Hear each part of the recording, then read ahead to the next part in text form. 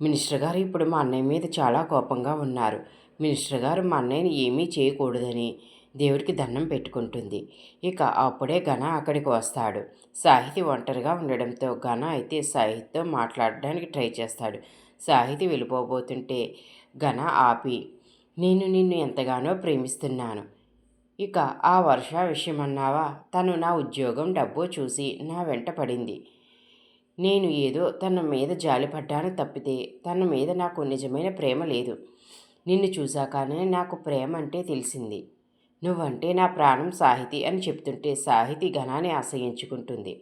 నువ్వు అలా అసహ్యించుకోకు, నాకు చాలా బాధగా ఉంది. నేను చెప్పేది ఒకసారి విను, నా ప్రేమ గురించి నీకే అర్థమవుతుంది అని ఇక సాహితీతో చెప్పబోతుంటే సిద్ధు అయితే వచ్చి ఘన భుజం మీద చేయి వేసి, ఏంటి మళ్ళీ ఏం మాట్లాడుతున్నావో, ఇప్పటి వరకు నువ్వు చేసింది సరిపోదా, నీకు అసలు సిగ్గు లేదా అని అడుగుతాడు. ఇక ప్రేరణ కూడా, ఏంటి నిన్ను పెళ్లి పందిట్లోంచి గెంటేసినా ఇంకా బుద్ధి రాలేదా, నువ్వు మారవా, వర్ష జీవితాన్ని నాశనం చేశావు, ఇప్పుడు సాహితీ జీవితాన్ని నాశనం చేయడానికి మళ్ళీ కలబోలు కబుర్లు చెప్తున్నావా, ఇక వెళ్ళు, లేకపోతే నీకు మర్యాదగా ఉండదు అని సిద్ధు ఘనాకి వార్నింగ్ ఇవ్వడంతో ఘన అక్కడి నుంచి వెళ్ళిపోతాడు. సాహితి అన్నయ్య అంటూ సిద్ధును హగ్ చేసుకుంటుంది. నువ్వేమీ కంగారు పడకమ్మా, నీకు ఈ అన్నయ్య ఉన్నాడు. నువ్వు ఇంకా ఎప్పుడు ఘన కనిపించినా తను ఏం చెప్పాలని చూసినా నువ్వు వినిపించుకోకమ్మా, వాడు ఎలాంటివాడో నీకు తెలిసింది కదా. ఇక ప్రేరణ కూడా, అవును సాహితి, నువ్వు ఘనాకి చాలా దూరంగా ఉండు.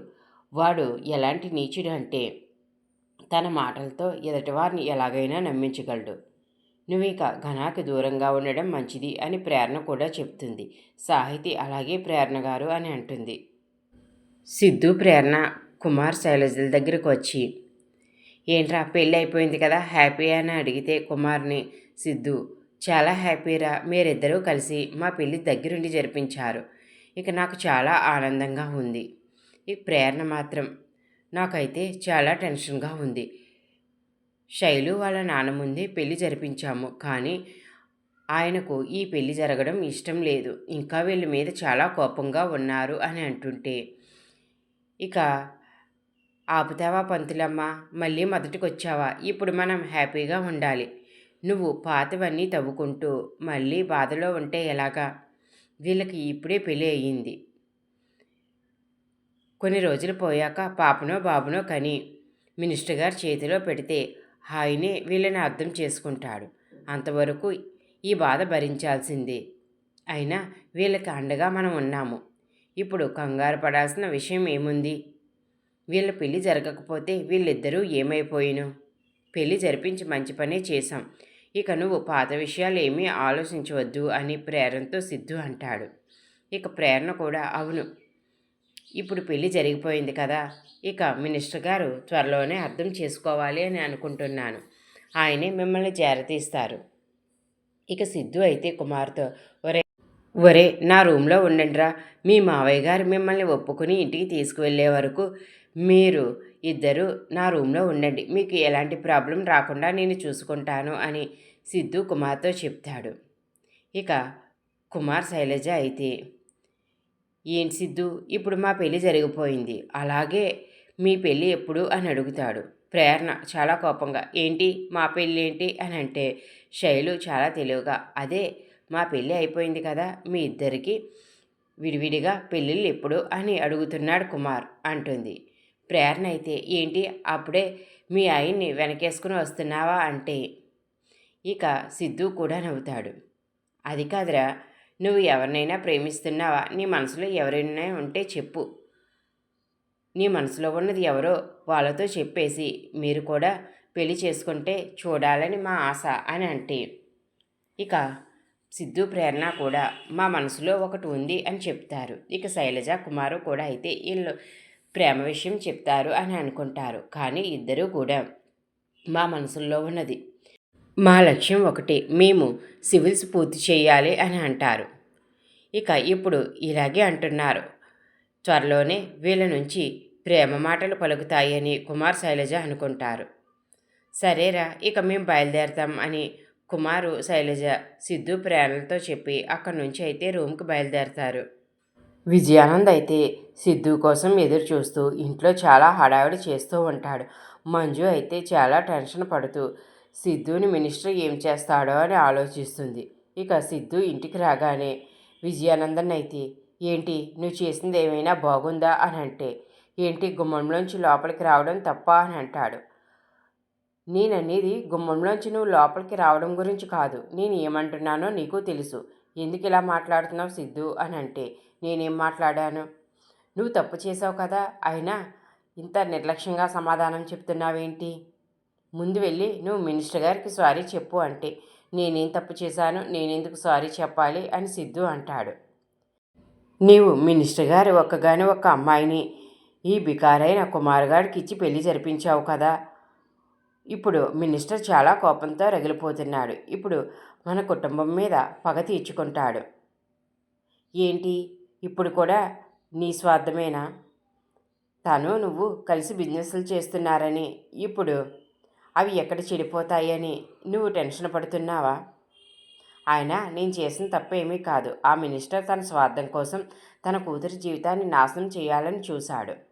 నేను నా చుట్టూ ఉన్న వాళ్ళకి బాధ కలిగితే చూస్తూ ఉండలేను. అందుకనే శైలు అమాయకురాలు, కుమార్ చాలా మంచివాడు.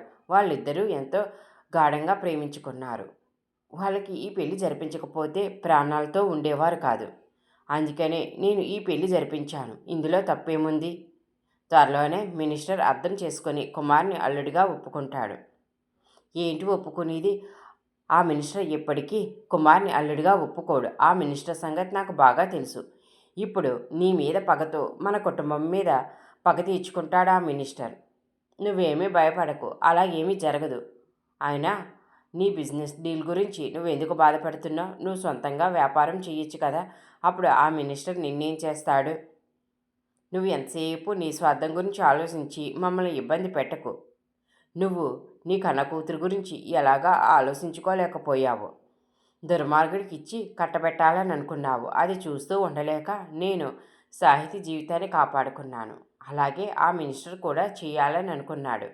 శైలజకు ఇష్టం లేకుండా పెళ్లి జరిపించాలని చూశాడు. అందుకనే నేను శైలజ ప్రేమిస్తున్న కుమార్ని శైలజకిచ్చి పెళ్లి జరిపించాను. ఇక ఈ విషయంలో నువ్వు నాతో ఏమీ మాట్లాడుకో అని అంటుంటే, ఇక మంజు, అది కాదు నాన్న, నువ్వు ఒక్క మాట అయినా మాతో చెప్పాల్సిందేనంటే. ఏంటమ్మా, మీతో చెప్తే ఈయన ఆ పెళ్లి జరగకుండా ఆపేసి శైలు జీవితాన్ని నాశనమయ్యేలా చూసేవాడు. అందుకని నేను ఈ విషయం ఆయనకు తెలియకుండా ఇలా చేశాను. నువ్వేమీ కంగారు పడకమ్మా, ఆ మినిస్టర్ మనల్ని ఏమీ చేయలేడు అంటూ సిద్ధు తన రూమ్లోకి వెళ్ళిపోతాడు. ఇక మంజు సిద్ధు సిద్ధు అంటున్నా సరే వినిపించుకోకుండా వెళ్ళిపోతాడు. ఇక విజయానందన్, ఏంటి మంజు ఇది, వీడు ఇలా తయారవ్వాడు అంటే ఇక మంజు కూడా ఏమీ మాట్లాడకుండా ఉంటుంది. తన రూమ్లోకి వెళ్ళిపోతుంది. వెనకే సాహితి కూడా వెళ్ళిపోతుంది. విశ్వాసం, ఏంటి సార్ ఇది, ఇలా అయిపోయింది మీ పరిస్థితి, ముందు నొయ్యి వెనక గొయ్యి అన్నట్లు ఉంది అని అంటే, అదే నాకు అర్థం కావట్లేదు. ఇప్పుడు ఎలాగైనా మినిస్టర్తో మాట్లాడాలి. ఇంకెందుకండి ఆలస్యం, త్వరగా పదండి అని విశ్వాసం అంటాడు. సరే, ఇప్పుడే మినిస్టర్ దగ్గరికి వెళ్తానని విజయానందన్ అంటాడు. మరోవైపు ఇందిర అయితే ప్రేరణను తిడుతూ ఉంటుంది. ఏంటి నువ్వు చేసిన పని, ఇప్పటికే ఆ ఘనాతో మనకు పడడం లేదు, అలాంటిది ఇప్పుడు మినిస్టర్తో గొడవ పెట్టుకున్నావు. నువ్వు ఊళ్ళో వాళ్ళందరికీ సహాయం చేస్తూ ఆ గొడవలన్నీ మన నెత్తి మీదకి తీసుకొస్తున్నావు. మనమే బోల్డని సమస్యల్లో ఉన్నాము, అలాంటిది నువ్వు ఊరందరి సమస్యలు నెత్తి మీద వేసుకుంటున్నావని ఇందిర అయితే ప్రేరణని తిడుతూ ఉంటే, ఐశ్వర్య, ఏంటమ్మా ఇప్పుడు చూసినా అక్కన అంటావు, అక్క ఏం చేసింది? శైలజ కుమారులు కలిపింది, అందులో తప్పు ఏముంది అని అంటుంది. నువ్వు నోరు మూసుకోవే, నీకేమీ తెలియదు. ఇద్దరు కూతుల్ని ఇలా పెంచి ఊరి మీద కుదిలేశానని నన్ను నలుగురు నానా మాటలు అంటారని ఇందిర అయితే కన్నీళ్లు పెట్టుకుంటుంది. అమ్మ, అలాంటిది ఏమీ ఉండదు, నువ్వేమీ కంగారు పడకు అని ప్రేరణ ఇందిరాకి ధైర్యం చెప్తుంది.